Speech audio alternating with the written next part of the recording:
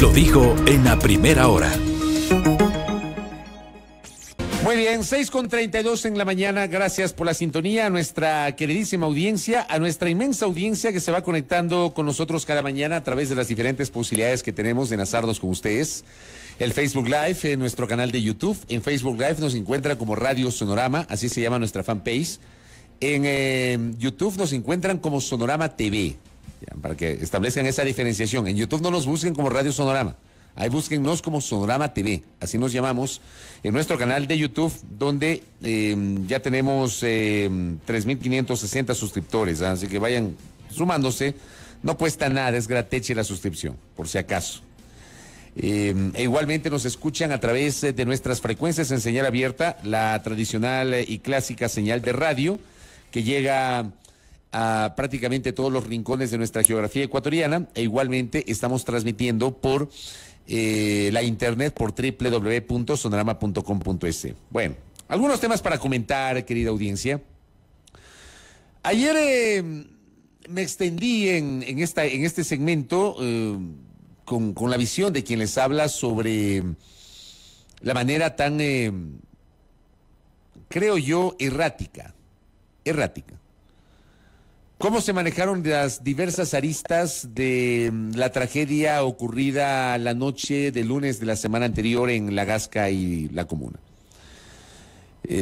Generó un cuestionamiento respecto a la falta de agilidad en la toma de decisiones, la comunicación, que realmente creo que es como para analizar, ¿no?, las dificultades en la comunicación de riesgos. Yo quiero cerrar el comentario con una arista que se quedó en el tintero sobre ese tema en particular, para abordar también otros temas de la coyuntura. Tengo la impresión de que un segmento de la opinión pública está básicamente enfocada en lo epidérmico de las cuestiones que ocurrieron posterior al aluvión y no en los temas de fondo.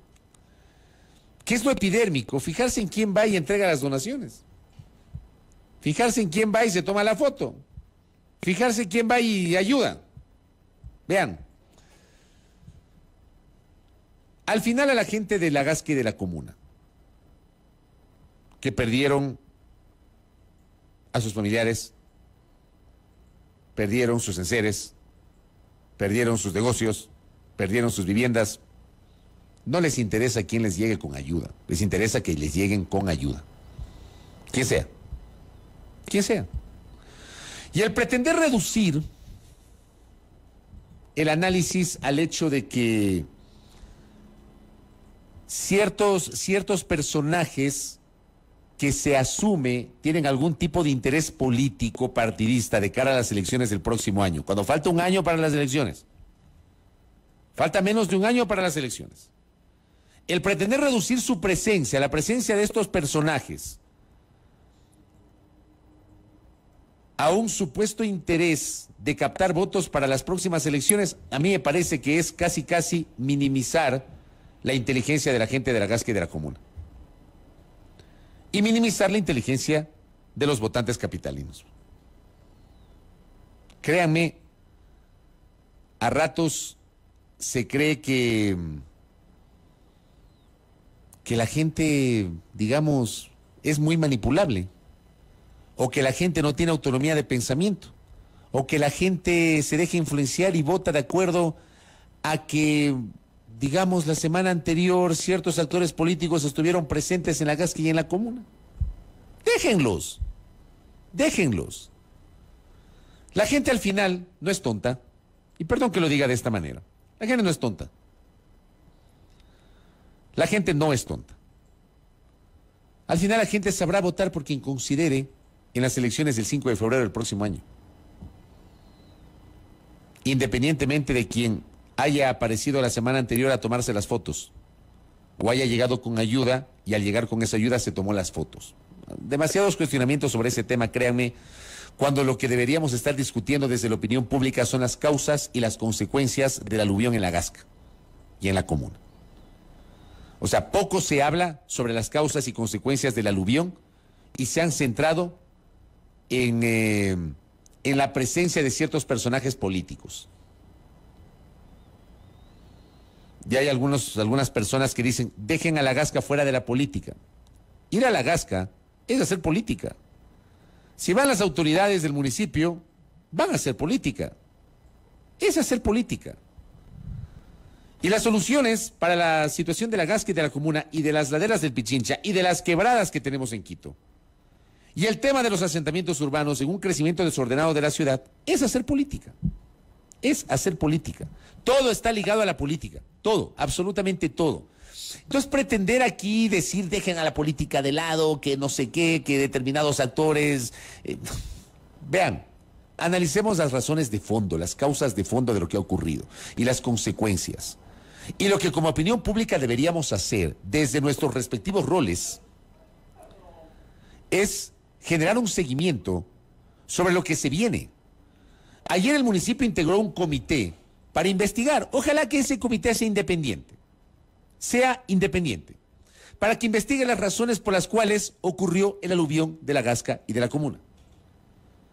Y que su investigación o su proceso de verificación sea lo suficientemente transparente que nos permita creer en sus resultados. Y que sus resultados sean apegados a la verdad. Yo creo que eso es lo deseable en esta ciudad. Planteo la necesidad de elevar el nivel de discusión y el nivel de debate público sobre estos temas de fondo, que son los que le interesan a la gente. A la gente, créanme, no le interesa.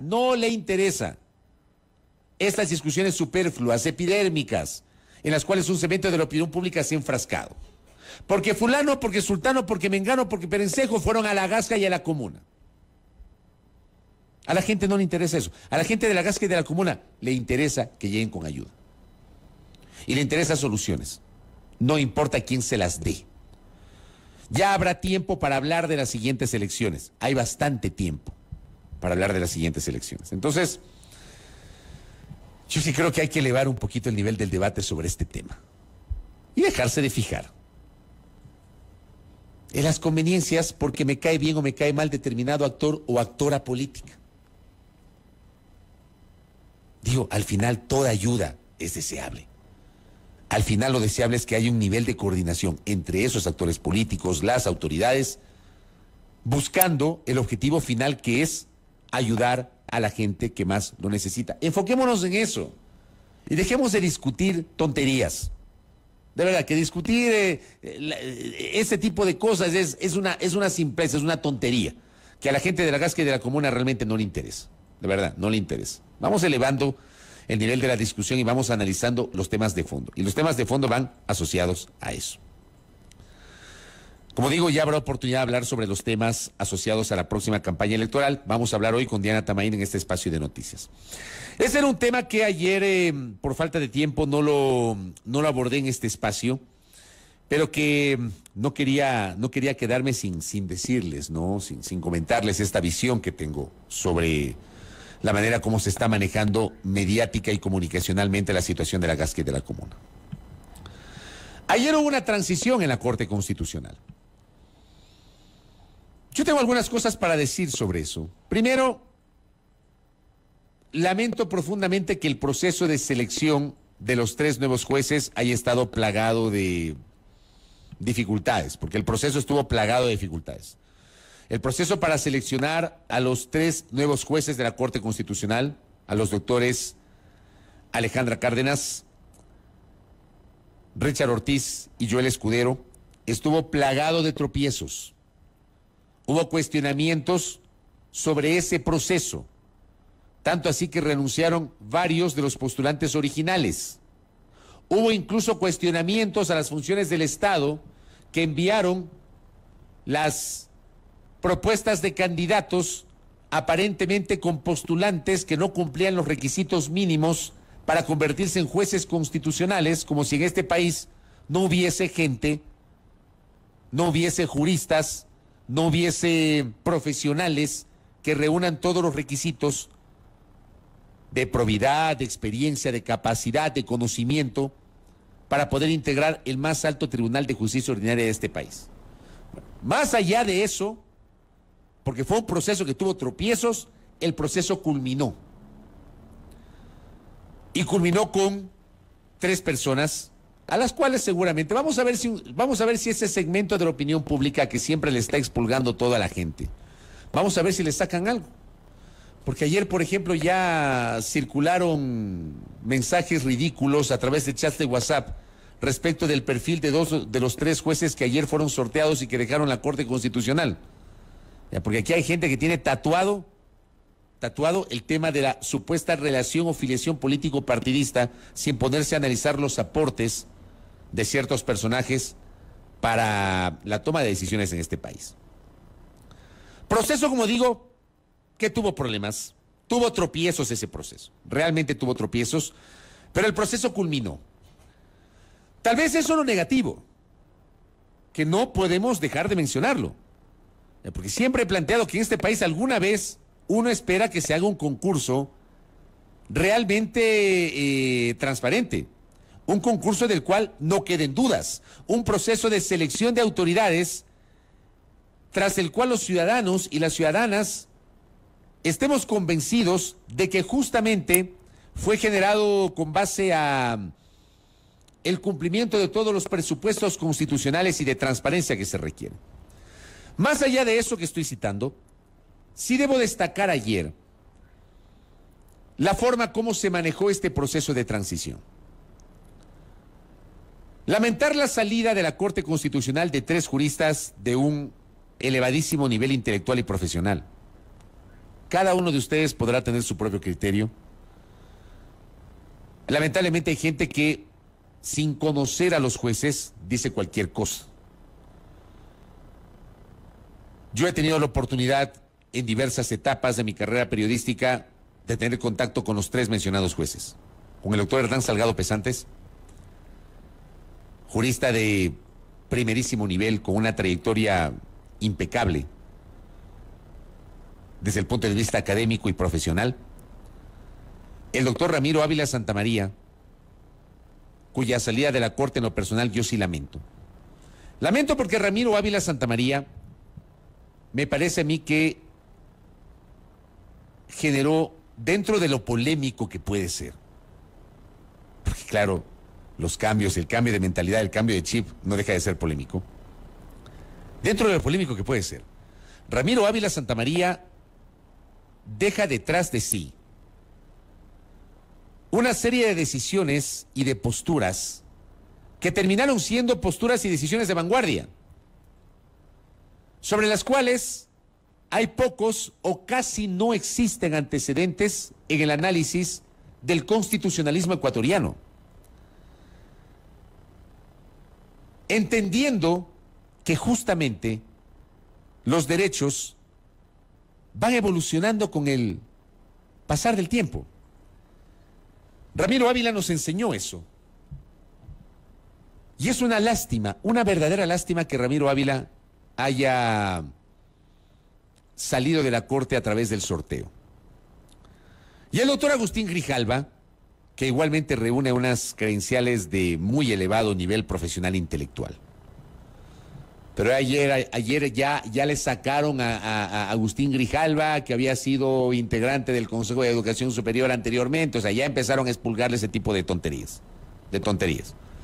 O sea, aquí a la gente en el Ecuador somos campeones para etiquetarla dependiendo de dónde trabajaron antes y no analizar sus comportamientos, sus ejecutorias, sus decisiones. Los 3 jueces, Hernán Salgado Pesantes, Ramiro Ávila Santamaría y Agustín Grijalva, dejaron la Corte Constitucional mediante un sorteo. Un sorteo que, digo, como pocas veces, no ha generado una controversia sobre su transparencia. De hecho, tal vez este es un elemento anecdótico que incluso se prestó para memes el día de ayer. El propio Hernán Salgado Pesantes fue el que sacó el papelito, entiendo que fue un papelito, donde apareció su nombre. O sea, no hubo tómbola electrónica, ni bolitas calientes, ni nada por el estilo. Él mismo sacó el papel, que significó que salga de la Corte Constitucional del Ecuador. Yo sí lamento profundamente en lo personal que estos 3 jueces dejen la Corte Constitucional porque su aporte en estos 3 años ha sido interesante, ha sido importante, ha sido decisivo. Y creo que nos ha permitido y nos ha puesto a los ecuatorianos, sobre todo a la comunidad de abogados, a analizar, a estudiar, a revisar, a leer, a debatir aquellos temas de los que poco o nada se hablaba en el pasado. Y entran 3 nuevos jueces que habrá que ver evidentemente sus ejecutorias. Los 3 nuevos jueces no tienen la experiencia o la formación de aquellos 3 que acaban de salir, pero hay que brindarles la oportunidad para que a través de sus ejecutorias, de sus fallos, de los sustentos de esos fallos, se desempeñen en la Corte Constitucional. Una Corte que, debo decirlo, y esta ha sido mi posición desde siempre. Como ayer escribía el querido amigo Agustín Burbano de Lara en su cuenta Twitter, yo hago mías las palabras de Agustín. Esta Corte a mí me deja un sabor, digamos, me deja una combinación de cosas, ¿ya? Un sabor medio agridulzón, porque siento que esta Corte, con todos los errores que puede haber cometido y que seguramente cometerá, porque las Cortes no están conformadas por ángeles ni arcángeles, sino por seres humanos con sus aciertos y sus errores, y con sus sesgos y con sus ideologías, etcétera, ¿ya? Esta Corte tiene un elevado nivel, infinitamente superior a la Corte anterior. La Corte anterior, frente a esta Corte, la Corte anterior era un mamotreto. Perdónenme, pero era un mamotreto, la Corte anterior. Pero siempre he citado el origen de la actual Corte Constitucional, porque me hubiese encantado que esta Corte tenga un origen apegado a la Constitución y a las normas jurídicas vigentes en el país. Y lamentablemente el origen de esta Corte, desde mi punto de vista, fue un origen inconstitucional. Ese es el sabor que yo tengo. Esa Corte se integró en un momento muy particular. Esa Corte se integró en un momento en el cual un organismo que tenía una misión específica se creyó que asumió el poder constituyente y se creyó todopoderoso. Me refiero al Consejo de Participación Ciudadana y Control Social de Transición. Y ustedes saben, quienes tienen la gentileza de seguirme a diario en este espacio y en los diferentes espacios comunicacionales en los cuales he estado y estoy, saben perfectamente que esa ha sido mi posición desde siempre. Desde siempre. Quienes me conocen saben cuál fue mi postura sobre la consulta popular del 4 de febrero del 2018, sobre la integración del Consejo de Participación Ciudadana y Control Social definitivo y sobre la integración y funciones y atribuciones del Consejo de Participación Ciudadana y Control Social de transición. Y, por ejemplo, esta integración de la Corte fue una buena integración, pero su origen, desde mi punto de vista, es muy discutible. Para mí, esta Corte Constitucional, lamentablemente, nació de una inconstitucionalidad. Para mí. Es apenas una opinión, como siempre digo, de quien les habla, que la he manejado y que no me voy a desdecir. No me voy a desdecir. Porque en este país alguna vez las cosas hay que hacerlas bien y no aprovechar la coyuntura del momento político para atropellar las normas constitucionales y legales y para adaptarlas, como dice el doctor Stalin Raza, estirarlas como plastilina y adaptarlas en ese momento justamente a la coyuntura política, porque esa es la gran tragedia de este país, el no entender que aquí hay que aprender a vivir en Estado de Derecho. Estado de Derecho. Aquí no se vive en Estado de Derecho. Aquí se aprovechan las coyunturas y se adaptan las normas dependiendo del momento.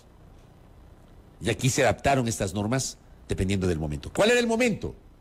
Que ese Consejo Transitorio, el transitorio se creyó todopoderoso. Y como era todopoderoso, se pasó por encima la norma constitucional que le impedía remover a la Corte Constitucional e integrar una nueva Corte Constitucional. Se pasó por encima, porque no le correspondía. Porque no es atribución del Consejo de Participación Ciudadana y Control Social el cesar o el designar a los jueces de la Corte Constitucional. No es atribución. No es atribución. Había sí una discusión compleja, jurídicamente compleja, constitucionalmente compleja, sobre cómo hacer para remover a esa Corte Constitucional. El camino no era ese, lo hicieron. Se pasaron por encima de la norma, lo dijimos en su momento. Entonces ese sabor tengo yo. Porque sí, se pasaron de la norma, pero integraron una buena Corte. Y lo he dicho desde siempre. Entonces tengo ese sabor que lo he señalado en varias ocasiones y que se los traslado hoy nuevamente a ustedes. Y que de todas maneras esto sirva para alguna vez, no sé, repensar lo que hace este país con la designación de autoridades de control. Miren ustedes cómo hoy el Consejo de Participación Ciudadana y Control Social está sumido en el caos. Ya ayer el doctor Hernán Ulloa Ordóñez, ya que hablamos del Consejo,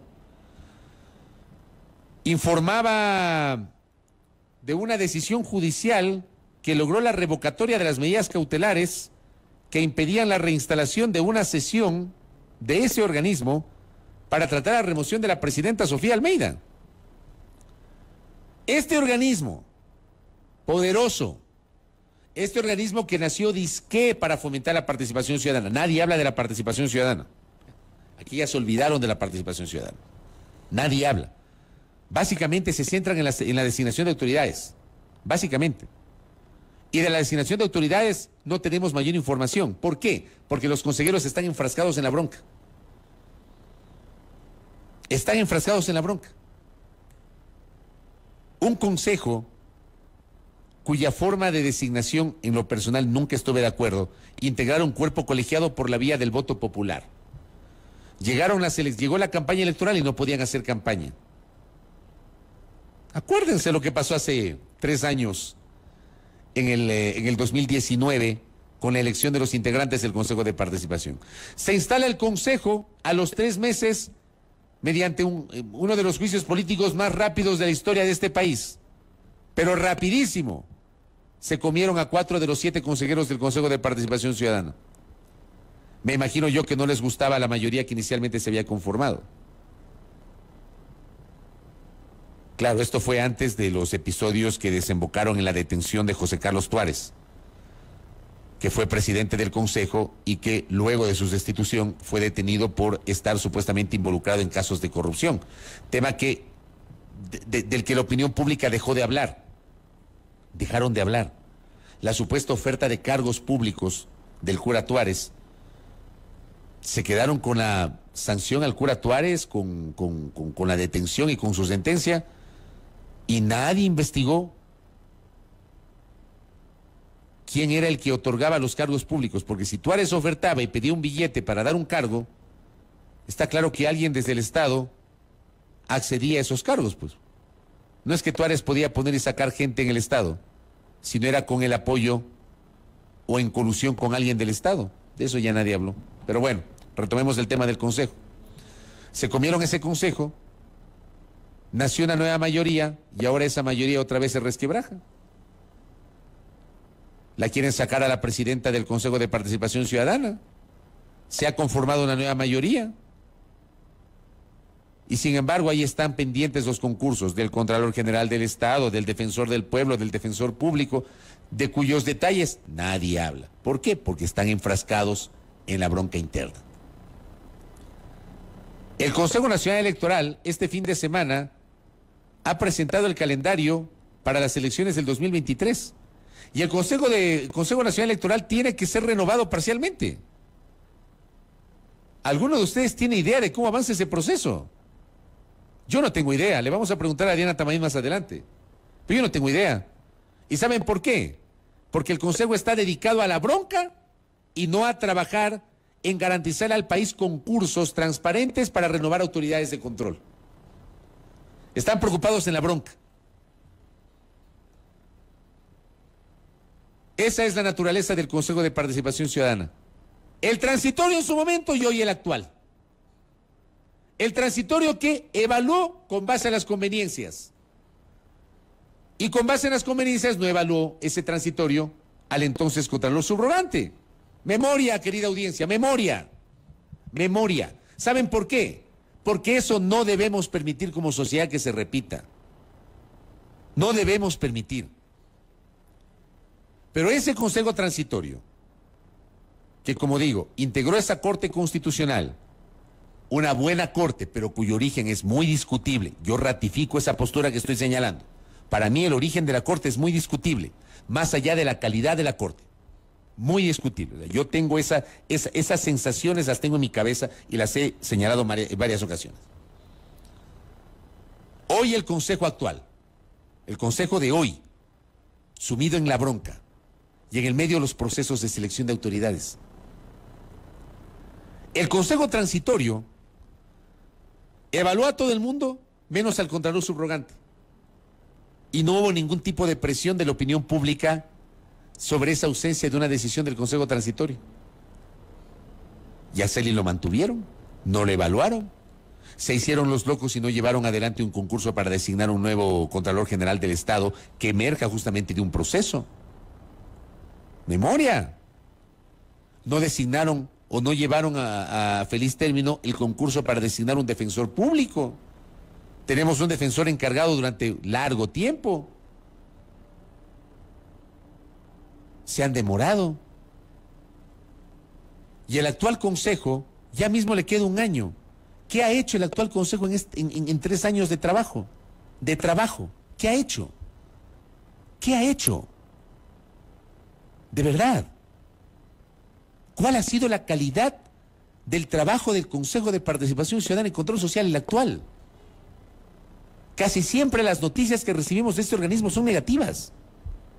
Casi siempre. Casi siempre. Como lo que está ocurriendo ahora mismo. Donde están peleándose a dentelladas para cambiar la presidencia del organismo. Y bueno, cambia la presidencia ahí. ¿Qué va a pasar? ¿Qué va a pasar allí? ¿Qué va a pasar con los procesos que están pendientes en ese Consejo de Participación Ciudadana? ¿Sí se dan cuenta? Y nadie habla de que tenemos un contralor encargado, de que el proceso para designar un nuevo contralor está demorando demasiado tiempo. Estamos febrero, 8 de febrero. ¿Saben cuándo terminaba el periodo de Celi? Si a Celi no lo hubiesen detenido y no lo hubiesen enjuiciado políticamente y destituido, Celi seguiría siendo el contralor encargado. Y Celi debía quedarse hasta marzo del 2022. Estamos 8 de febrero. Y el concurso ni siquiera ha comenzado. Todavía está en el tema de la integración de la comisión de selección, no sé qué, de lo que conozco. El proceso no ha comenzado. O sea que si Celi seguía en el cargo, Celi se hubiese prorrogado en sus funciones por la ausencia de un reemplazo. ¿Sí se dan cuenta? El caos. Y de esto poco o nada se habla. Poco o nada se habla. Creo que a ratos nos falta a todos, como opinión pública, un sentido mucho más crítico de estas dificultades institucionales que estamos enfrentando. Dice doña Silvia, ese organismo debe desaparecer. No sé. O sea, yo seguí el debate constituyente en Montecristi, gran parte del debate constituyente en Montecristi. Tuve esa oportunidad periodísticamente hablando. Y claro, cuando en el debate constituyente, para crear la nueva constitución, se decidió quitar de las manos de la legislatura, quitar de las manos de los políticos la designación de autoridades. Algo que ocurre en muchos países, en casi todos los países, son las legislaturas, los congresos, las asambleas, los senados, los que eligen autoridades de control. Sino que aquí, lamentablemente, los políticos ecuatorianos han sido tan inmaduros, ¿ya?, y han mal utilizado sus atribuciones, que siempre ha sido discutible la designación de autoridades. Entonces, en el 2008, en Montecristi, decidieron crear este organismo, el Consejo de Participación Ciudadana y Control Social. ¿Para qué? Con tres atribuciones. Designación de autoridades, atribución que era del Congreso Nacional. Fomentar procesos de participación ciudadana. ¿Cuánto han fomentado? ¿Qué es la participación ciudadana? ¿Cuántos los consejeros, los de antes y los de hoy, han fomentado la participación ciudadana? ¿Cuántos? Y 3, la lucha contra la corrupción. Porque ese consejo reemplazó a la Comisión de Control Cívico contra la Corrupción. ¿Ustedes creen que el Consejo de Participación Ciudadana y Control Social lucha contra la corrupción? ¿Ustedes han escuchado alguna vez acciones del Consejo de Participación Ciudadana y Control Social de lucha contra la corrupción? Yo no lo he escuchado. No lo he escuchado. Cuando existía la Comisión Anticorrupción, la Comisión de Control Cívico contra la Corrupción, esa comisión que existía con base en la Constitución del 98, esa comisión sí investigaba casos de corrupción. Esa atribución que, tras la eliminación de la Comisión de Control Cívico contra la Corrupción, le pasaron al Consejo de Participación Ciudadana y Control Social, esa atribución, vea, ¿dónde? ¿Dónde están las denuncias? ¿Dónde están las investigaciones? ¿Dónde está el trabajo coordinado con la Fiscalía, con la Comisión de Fiscalización de la Asamblea Nacional, con la Contraloría General del Estado? ¿Dónde? ¿Dónde? Como diría un buen amigo, naranjas agrias, nada. Enfocados básicamente en la controversia de la designación de autoridades. Y encima lo han hecho mal. Tanto los anteriores cuanto el actual. Tanto los anteriores al transitorio cuanto el transitorio y el actual. Lo han hecho mal. Porque se acuerdan que antes del transitorio, en los consejos de participación que tuvimos, había gente que ganaba con 100 sobre 100, pues. ¿O no? Gente brillantísima que ganaba con 100 sobre 100. Ni antes ni ahora. Ni antes ni ahora. No porque estaba mal antes, está bien hoy. O no porque estaba bien antes, está mal hoy. Si antes estaba mal, hoy también está mal. Y el Consejo de Participación Ciudadana, lamentablemente, ha comprado, desde mi punto de vista, todos los boletos para no justificar su existencia. Todos los boletos para no justificar su existencia. Yo no sé si la solución sea que desaparezca ese consejo o reformular sus atribuciones. Pero como están las cosas, el Consejo de Participación Ciudadana y Control Social, como dice mi buen amigo Andrés Reliche, está en estado vegetativo. Añadiéndole otro ingrediente, y gracias Andrés por este dato. Yo no sabía este dato, por ejemplo. Desde el 2018, me dice Andrés, a través de maniobras pseudotécnicas del Ministerio de Finanzas, el presupuesto del Consejo de Participación Ciudadana y Control Social es ínfimo. Apenas alcanza para cubrir rubros administrativos, salarios, no queda nada para activar procesos de participación, peor para la lucha contra la corrupción. ¡Qué desastre! Y yo les pregunto, ¿cuánto de esto ustedes ven en el debate público? ¿Cuánto? ¿Cuánto de esto debatimos como sociedad? Un organismo que está enfrentando una situación tan compleja como cuestionable y cuyo rol debe ser analizado a profundidad. Cuyo rol. No hay participación ciudadana, no hay lucha contra la corrupción y los concursos están allí, esperando a ver cuándo les da ganas a los señores consejeros de ponerse de acuerdo, llevarse bien a los 7 consejeros y poder justamente impulsar auténticos concursos de merecimientos y oposición para saber que la persona que designen al edificio que está acá al frente de la Contraloría, el señor, la señora, la señorita que quede como Contralor o Contralora del Estado, emerja de un verdadero concurso transparente. Así, querida audiencia, no se hace institucionalidad. No se hace, que es uno de los grandes problemas de este país. Primera plana. Todas las noticias, todas las voces.